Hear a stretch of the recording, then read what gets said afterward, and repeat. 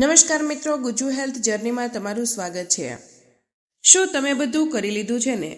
એ ડોક્ટરો પણ જેમની ફી બહુ જ વધારે હતી, એ દવાઓ પણ જેને તમારા શરીરને શૂન્ય કરી નાખ્યું, પરંતુ દુખાવાને નહીં, એ તેલો પણ જેમની સુગંધ તો સરસ હતી, પરંતુ અસર ફક્ત થોડા કલાકોની, અને આજે પણ તમે ત્યાં જ ઊભા છો, એ જ ભાર નીચે દબાયેલું માથું જે દર સાંજે હથોડાની જેમ ધબકે છે, એ ગરદન જે એટલી જ જકડાઈ ગઈ છે કે ફેરવવી પણ સજા લાગે છે, એ કમર જેમાં જાણે કોઈએ ગરમ લોખંડના સળિયો ઘુસાડી દીધો હોય, એ ઘૂંટણો જેમણે તમને ચાલવાની કેદી બનાવી દીધા છે, અને એ એડીઓ જ્યાં દરેક પગલું એક ચીઝ જેવું લાગે છે। તમે હસો છો, તમે કામ કરો છો, તમે જીવતા હોવાનું નાટક કરો છો, પરંતુ અંદરથી તમે તૂટી ચૂક્યા છો। શું થશે જો હું તમને કહું કે એ દુખાવો સાચો જ નથી? શું થશે જો હું કહું કે છેલ્લા 10, 20 કે 30 વર્ષથી તમે એક જૂઠ્ઠું જીવન જીવી રહ્યા છો? અને શું થશે જો હું કહું કે આ વિડીયો પૂરો થાય તે પહેલાં એ દુખાવાને તમારા શરીરમાંથી બહાર નીકળતો અનુભવશો? આ કોઈ મજાક નથી, કોઈ ખોટી આશા નથી। હું તમને કોઈ દવા કે કસરત કહેવાની નથી, હું તમને એક ગુપ્ત ચાવી આપવા જઈ રહી છું, જેના વિશે વિશ્વના મહાન યોગીઓમાંના એક પરમહંસ યોગાનંદજીએ દુનિયાને કહેવાનો પ્રયાસ કર્યો હતો। તે રહસ્ય તમારા શરીર પર નહીં, પરંતુ તમારી ઊર્જા પર કામ કરે છે, કારણ કે સાચો દુખાવો તમારા હાડકાં કે માંસપેશીઓમાં નથી। સાચો દુખાવો એ અટવાયેલી, અટકી ગયેલી ઝેરી ઊર્જામાં છે, જે વર્ષોથી તમારા શરીરના કોઈ ખૂણે સડી રહી છે। જો તમે તમારા જીવનના આવતા 10 મિનિટ મને આપવા તૈયાર છો, તો હું વચન આપું છું, આ 10 મિનિટ તમારી બાકી રહેલી આખી જિંદગી બદલી નાખશે। તો તમારી ખુશીઓની પેટી બાંધી લો, અને જો તમારા શરીરમાં ક્યાંય પણ દુખાવો છે, તો આ વિડીયોને ભૂલથી પણ સ્કીપ ન કરશો। નમસ્તે।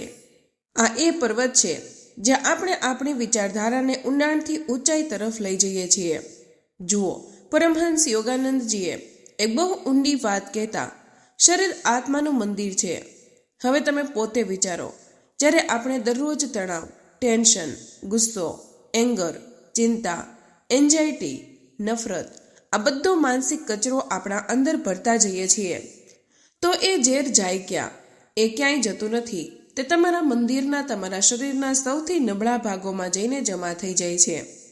એ જ તમારા માથામાં જઈને માઇગ્રેન બને છે, એ જ તમારા ગરદનમાં જઈને સર્વાઇકલ બને છે, અને એ જ તમારી કમર અને ઘૂંટણોમાં આર્થરાઇટ્સનો ભાર બની જાય છે। ડોક્ટરો ફક્ત એ જમાયેલા દુખાવાનો ઈલાજ કરે છે, એ ઝેરનો નથી કરતા, જે દરરોજ એ દુખાવાને જન્મ આપે છે। એટલે જે ઉપાય હું તમને બતાવવા જઈ રહી છું, તે કોઈ બહારનો લેપ નથી, પરંતુ અંદરથી થતી ઊંડી એનર્જી ક્લિનિકનો છે। એ એવી રીતે છે જે તમારા શરીરના દરેક ભાગોમાંથી દુખાવાને એવું ખેંચી લેશે, જેમ શક્તિશાળી ચુંબક લોખંડના ભૂકોને ખેંચે છે। પહેલો પગલું, જીવન ઊર્જાનું શુદ્ધિકરણ। તેને જીવન ઊર્જાનું શુદ્ધિકરણ કહેવાય છે। તમને ફક્ત એટલું કરવાનું છે કે દરરોજ સવારે ઉઠતાની સાથે અથવા રાત્રે સૂતા પહેલા કોઈ શાંત જગ્યાએ બેસી જાઓ।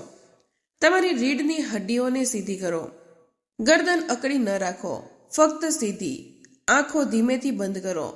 હવે મારી સાથે 3 વાર ખૂબ ધીમેથી ઊંડી શ્વાસ લો।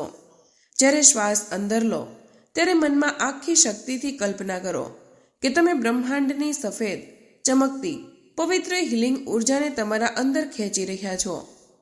મનમાં કહો, હું જીવનને અંદર લઈ રહ્યો છું।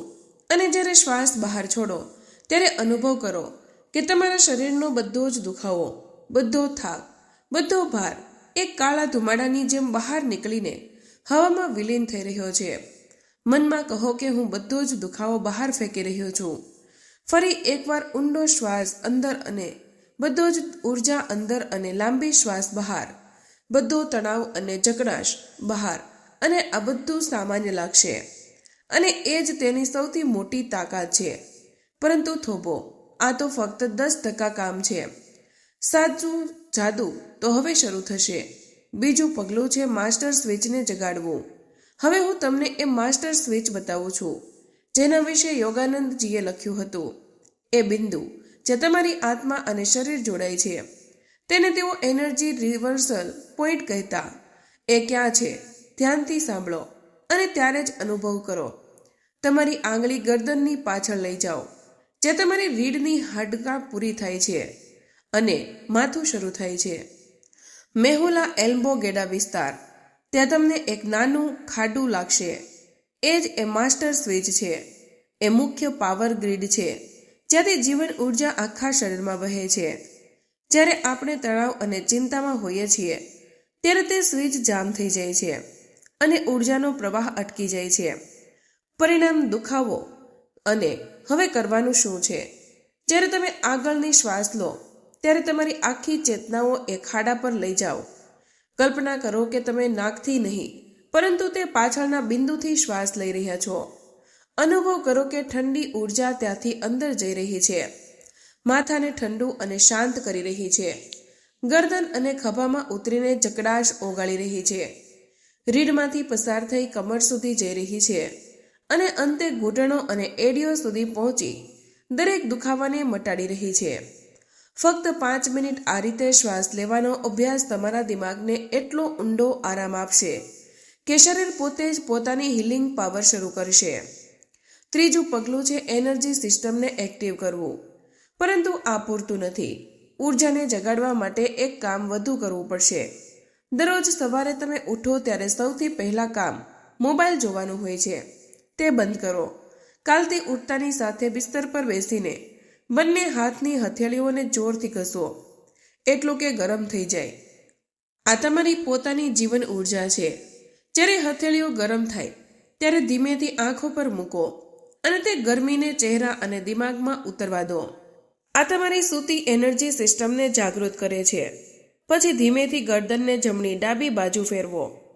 ખભા ઉપર નીચે કરો.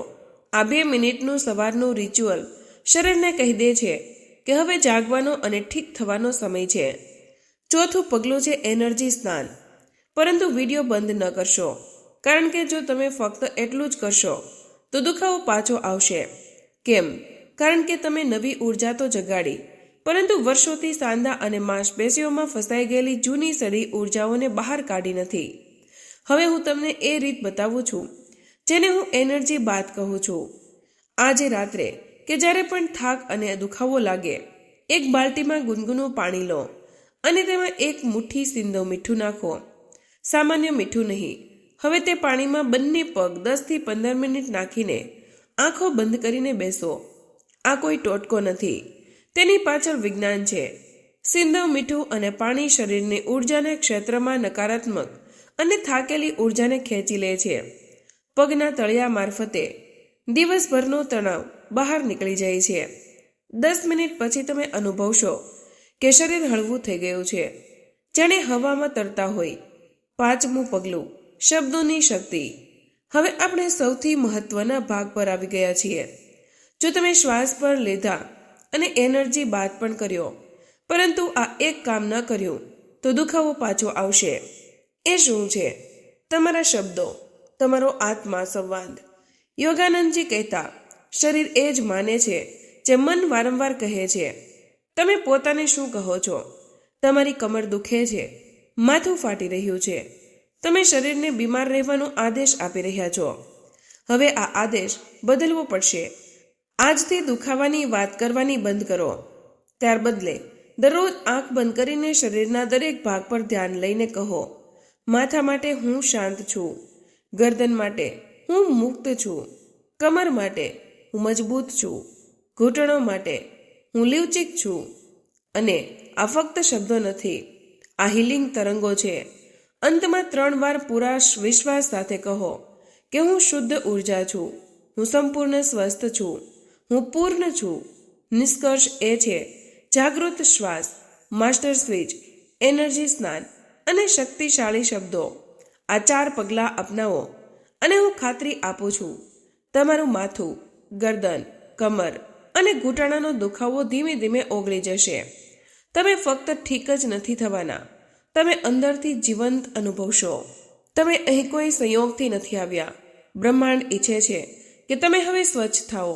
તમે દુખાવો સહન કરવા માટે જન્મ્યા નથી, પરંતુ ખુશ અને સ્વતંત્ર જીવન માટે જન્મ્યા છો. તો મિત્રો, આજના વિડીયોમાં બસ આટલું જ. આજની આ માહિતી તમને કેવી લાગી અને આ વિડીયો કયા શહેરમાંથી સાંભળી રહ્યા છો તે કમેન્ટમાં જરૂર જણાવજો. માહિતી પસંદ આવી હોય તો વિડીયોને લાઇક અને તમારા મિત્રો સાથે શેર કરજો. શક્ય છે કે તમારો એક લાઇક કોઈકની જિંદગી બદલી દે. જ્યારે દુખાવો દૂર થાય ત્યારે આવીને લખજો, હું સ્વચ્છ છું. ચેનલ પર નવા હોય તો ચેનલને સબસ્ક્રાઇબ કરવાનું ભૂલશો નહીં. મળીએ એક નવા વિડીયોમાં. ત્યાં સુધી બધાને જય શ્રી કૃષ્ણ. ધન્યવાદ. યાદ રાખજો, તમે દુખાવો નહીં, તમે અનંત ઉર્જા છો.